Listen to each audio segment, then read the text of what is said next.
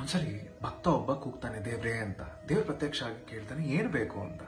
ಭಕ್ತ ಹೇಳ್ತಾನೆ ನನಗೆ ಶಕ್ತಿ ಬೇಕು ಅಂತ. ಭಗವಂತ ನಕ್ಬಿಟ್ಟು ಹೇಳ್ತಾನೆ ನೋಡಲ್ಲಿ ಬೆಟ್ಟದ ತುದಿನಲ್ಲಿ ಒಂದು ಬಂಡೆ ಕಾಣ್ತಾ ಇದೆಯಾ, ಅದನ್ನ ತಳ್ಳು ಅಂತ. ಭಗವಂತ ಹೇಳಿದಾನೆ. ಅದಕ್ಕೆ ಇವನು ಹೋಗಿ ಬಂಡೆನ ತಳ್ಳೋಕ್ ಶುರು ಮಾಡ್ತಾನೆ. ದಿನ ತಳ್ತಾನೆ, ವಾರ ತಳ್ತಾನೆ, ತಿಂಗ್ಳುಗಟ್ಲೆ ತಳ್ತಾನೆ. ಆದ್ರೂ ಏನು ಆಗದೆ ಇದ್ದಾಗ ಮತ್ತೆ ಕೂಗ್ತಾನೆ ದೇವ್ರೇ ಅಂತ. ದೇವ್ರ ಪ್ರತ್ಯಕ್ಷ ಆಗಿ ಏನಾಯ್ತು ಅಂತ ಕೇಳ್ತಾನೆ. ನೀನ್ ಹೇಳ್ದೆ ಬಂಡೆನ್ ತಳ್ಳು ಅಂತ. ಬಂಡೆನ್ ತಳ್ತಾನೆ ಇದ್ದೀನಿ, ಜರುಗಿ ಬೀಳ್ತಾನೆ ಇಲ್ಲ ಬಂಡೆ ಅಂತಾನೆ. ನಾನು ಎಲ್ಲಿ ಹೇಳ್ದೆ ನೀನು ಬಂಡೆ ಜರುಗಿಸಿ ಬೀಳಿಸು ಅಂತ? ತಳ್ಳು ಅಂದೆ. ನೀನೇನ್ ಕೇಳದೆ? ಶಕ್ತಿನ ಕೇಳದೆ. ನೀನ್ ಕೈ ನೋಡು, ನೀನ್ ತೋಳ್ ನೋಡು, ನೀನ್ ಬಂಡೆ ತಳ್ಳಿದ್ರಿಂದ ಬಂದಿರೋ ಶಕ್ತಿ ನೋಡು. ನಿನಗೆ ಸೋತೆ ಅನ್ಸಿದ್ದು, ನಿನಗೆ ಸೋತೆ ಅಂತ ಫೀಲ್ ಮಾಡಿಸಿದ್ದು ನಿನ್ನ ದೃಷ್ಟಿಕೋನನೇ ಹೊರತು ನಾನಲ್ಲ ಅಂತ ದೇವ್ರು ಹೇಳ್ತಾನೆ. ಜೀವನದಲ್ಲಿ ಎಷ್ಟೊಂದ್ಸರಿ ಹಾಗೇನೆ ನಾವೇನೋ ಕೇಳಿರ್ತೀವಿ, ಅವನೇನೋ ಕೊಟ್ಟಿರ್ತಾನೆ, ಅದನ್ನ ತಾಳೆ ಹಾಕೊಳ್ಳೋದನ್ನ ಮರ್ತು ಬಿಡ್ತೀವಿ. ಎಷ್ಟೊಂದ್ಸರಿ ನಾವೇನ್ ಕೇಳಿದ್ವಿ ಅನ್ನೋದನ್ನೇ ನಾವು ಮರ್ತು ಬಿಟ್ಟಿರ್ತೀವಿ.